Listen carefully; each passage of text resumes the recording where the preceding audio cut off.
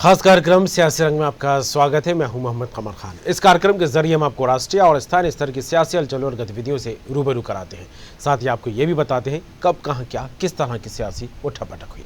राजनीति के शतरंज पर ऐसी कौन सी नई बिसात बिछी जो सियासी गलियारों से लेकर चौक चौराहों तक चर्चा के केंद्र में रही, बहस का मुद्दा बनी और फिर तेज होती गई क्रिया प्रतिक्रिया, आरोप प्रत्यारोप की जंग, सियासी रंग।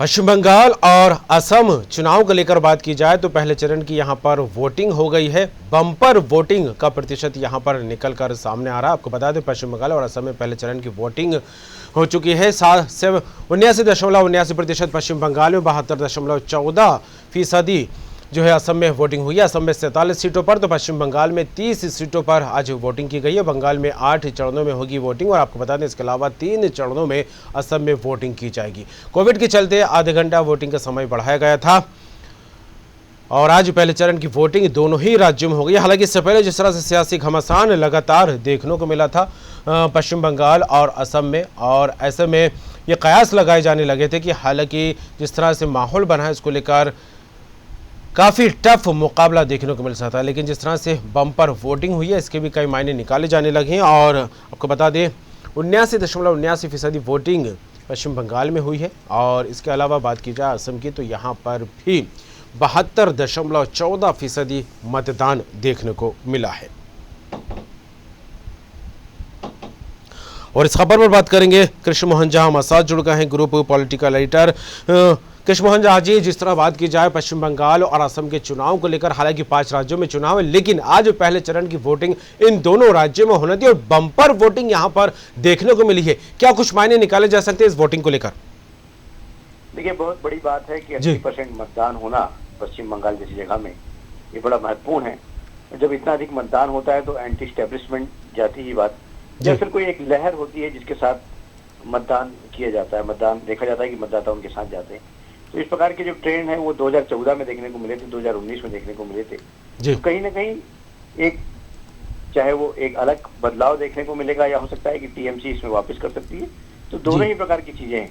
जब इस प्रकार का जब कभी होता है तो बहुत बड़े बदलाव की संभावना हमेशा लगी रहती है। जी बिल्कुल। और जिस तरह से बम्पर वोटिंग हुई है, क्योंकि जब इस तरह की वोटिंग किसी चुनाव में देखने को मिलती है तो इसके कई मायने तो निकाले जा सकते हैं, लेकिन जिस तरह से कहा जाता है कि कहीं ना कहीं एंटी इनकम्बेंसी से इसको जोड़कर भी देखा जाता है, तो इसको किस तरह देखा जा सकता है झा जी? निश्चित रूप से मैंने आपसे पहले ही कहा कि जब इस्टेब्लिशमेंट जो रहती है, जो सरकार रहती है, उसके खिलाफ जब जनता मुखर होती है तो इस प्रकार के मतदान होते हैं और कहीं ना कहीं एक अलग माहौल दिख रहा है जो कि वो लंबे समय तक जो है पश्चिम बंगाल में टीएमसी का शासनकाल रहा है, उसके पहले कम्युनिस्टों का शासन रहा है। तो 1970 के बाद यदि हम देखते हैं तो लगातार 2 ही पार्टियों ने वहाँ पे राज किया है और 2019 में जिस ढंग से 18 लोकसभा सीटों पर बीजेपी ने स्थान प्राप्त किया था, उसके बाद से ही जो है बीजेपी के कार्यकर्ताओं में भारी उत्साह है।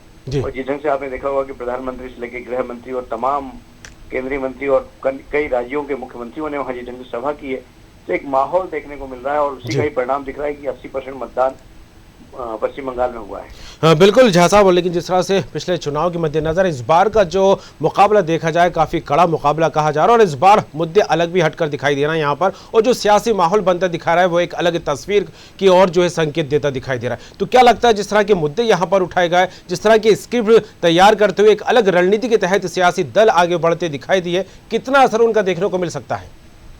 देखिए, जो आज जो मतदान हुआ है उसका असर आने वाले चरणों में देखने को मिलेगा, क्योंकि पहला चरण है, इसमें जो बहुत कुछ जो अभी जहाँ भाजपा का प्रभाव बढ़ रहा है, जो लोकसभा क्षेत्र रहे हैं उनके जहाँ पे जीत हुई है बीजेपी की, तो वो क्षेत्र हैं। तो निश्चित रूप से अभी ये कहा जा सकता है कि भाजपा के लिए कुछ अच्छे संकेत हैं इन क्षेत्रों पे। जी चलिए, बिल्कुल जुड़ने के लिए तमाम बात के आपका बहुत बहुत शुक्रिया। हालांकि जिस तरह देखा जाए दोनों ही राज्य, चाहे पश्चिम बंगाल की बात हो या फिर असम की बात हो, बम्पर वोटिंग प्रतिशत यहां पर निकलकर सामने आया। हालांकि ये कहा जा रहा है कि कहीं ना कहीं जब इस तरह के बम्पर प्रतिशत निकलकर सामने आता है मतदान को लेकर तो एंटी इनकम्बेंसी से जोड़कर इसको देखा जाने लगता है, लेकिन फिलहाल कयास कई हैं, उम्मीदें कई लगाई जा रही है, कई तरह के संकेत भी यहाँ पर मिलने की बात होती है नजर आ रही है। फिलहाल अब देखने वाली बात होगी कि जो बाकी चरणों के चुनाव बचे उसको लेकर क्या कुछ स्थिति बनती है, क्या कुछ रणनीति सामने आती है।